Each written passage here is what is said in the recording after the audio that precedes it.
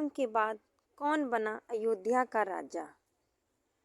त्रेता युग में राम के बाद अयोध्या का क्या हुआ। आखिर सूर्यवंशियों की वंशावली कैसे और कहाँ तक आगे बढ़ी। हम सभी ने रामायण में श्री राम के पूरे जीवन की कहानी सुनी है, मगर राम के बाद रामवंश कहाँ तक आगे बढ़ा, ये जानकारी बहुत कम लोग ही जानते हैं। ऐसे में इस स्पेशल स्टोरी में हम आपको पूरी जानकारी दे रहे हैं। अयोध्या राम मंदिर प्राण प्रतिष्ठा में रावण वध के बाद श्री राम देवी सीता और लक्ष्मण के साथ अयोध्या वापस आए। यहाँ उनका राज्याभिषेक किया गया। एक कुशल राजा के तौर पर अयोध्या का सारा कार्यभार उन्होंने संभाला। समय आने पर श्री राम के दो पुत्र लव और कुश हुए। कुछ समय बाद माता सीता ने अपने दोनों पुत्रों को श्री राम को सौंप दिया और धरती में विलीन हो गई। एक समय बाद श्री राम, लक्ष्मण, भरत और शत्रुघ्न भी धरती पर अपनी लीला समाप्त कर चले गए। ज़्यादातर लोग राम की इतनी कथा ही जानते हैं। महर्षि वाल्मीकि की रामायण का भी यहीं पर अंत हो जाता है।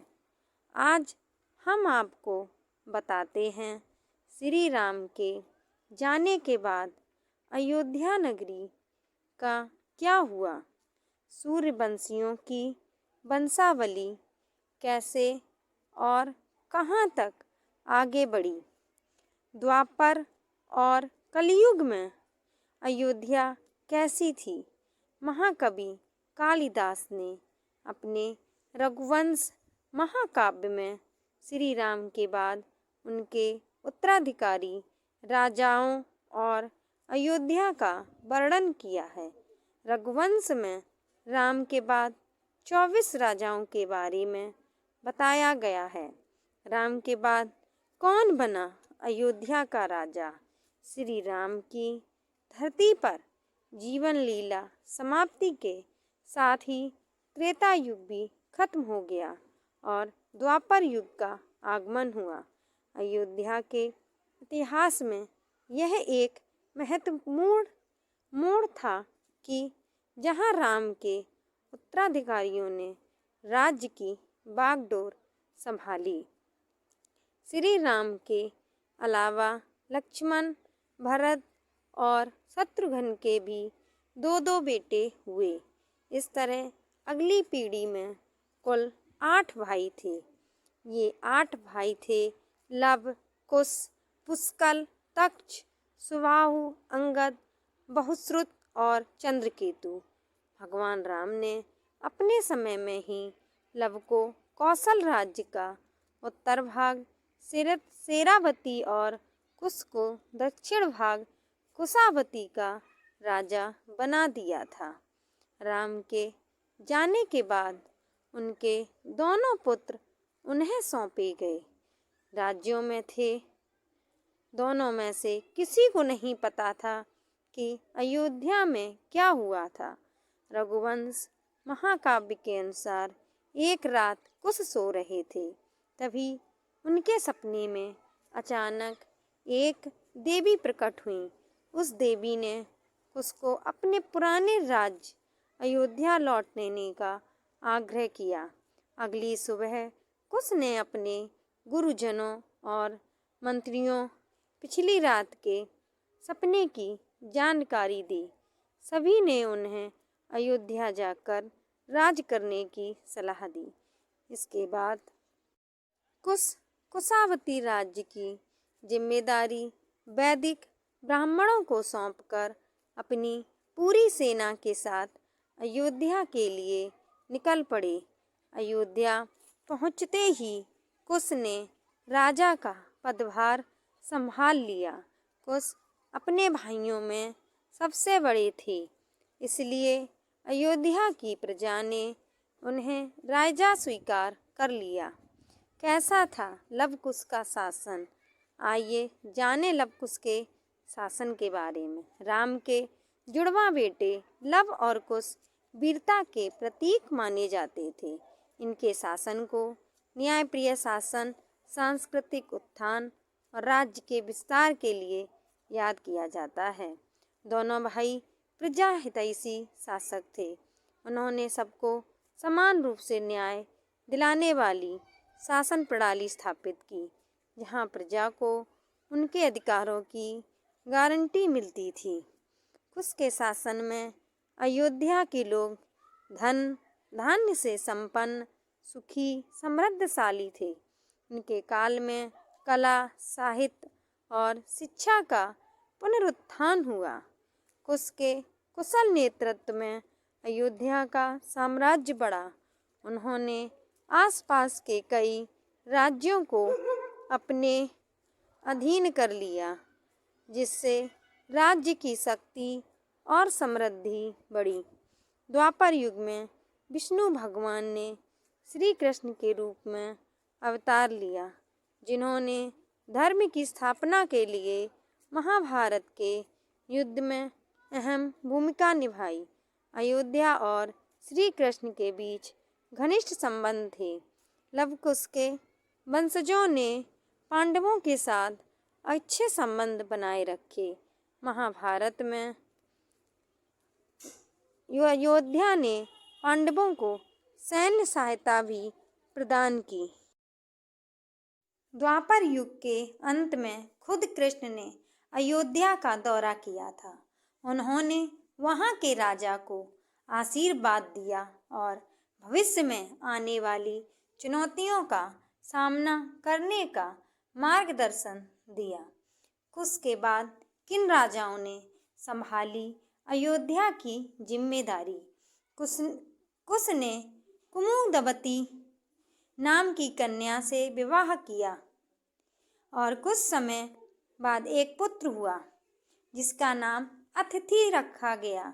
एक बार राजा कुश दुर्जन नाम के व्यक्ति के साथ युद्ध में वीरगति को प्राप्त हो गए। राजा कुश के बाद उनके पुत्र अतिथि बहुत कम उम्र में राजा बन गए।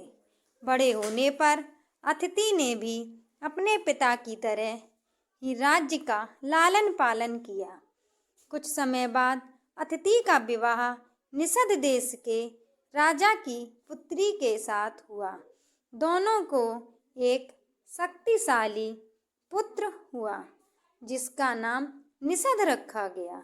राजा अतिथि के बाद निषद ने अयोध्या कार्यभार संभाला।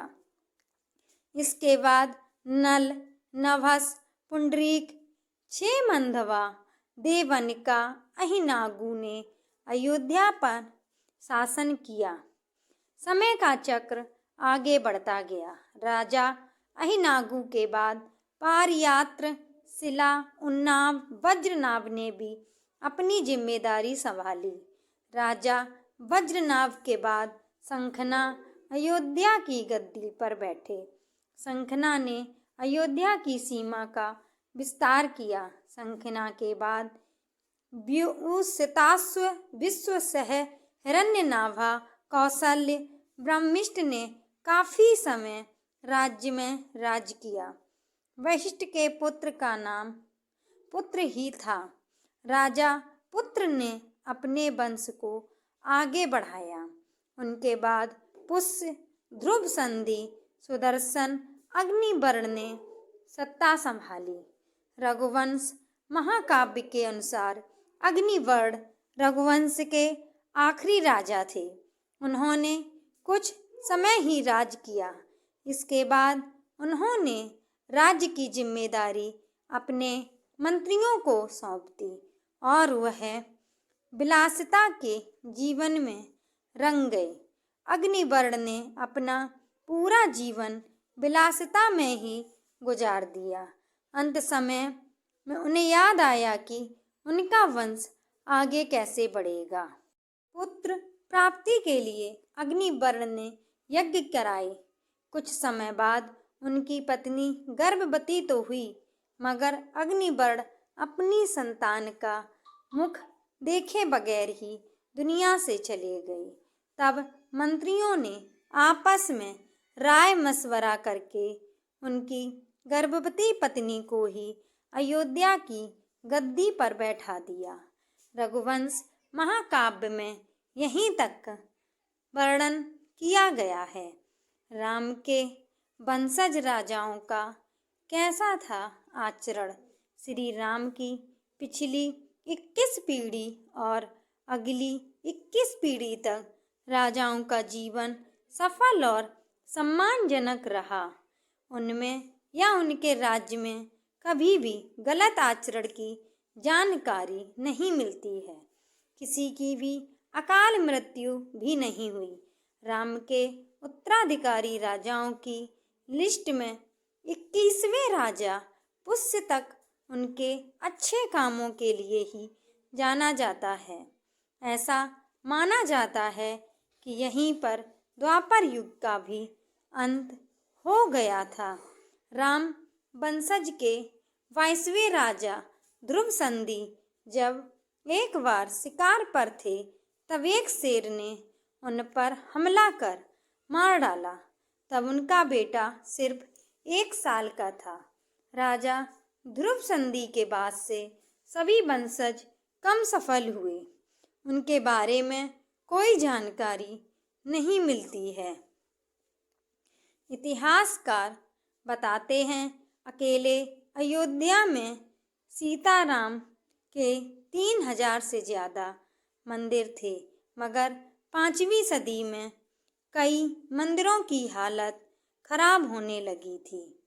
उज्जैन के राजा विक्रमादित्य ने अयोध्या जाकर सभी मंदिरों को ठीक करवाया।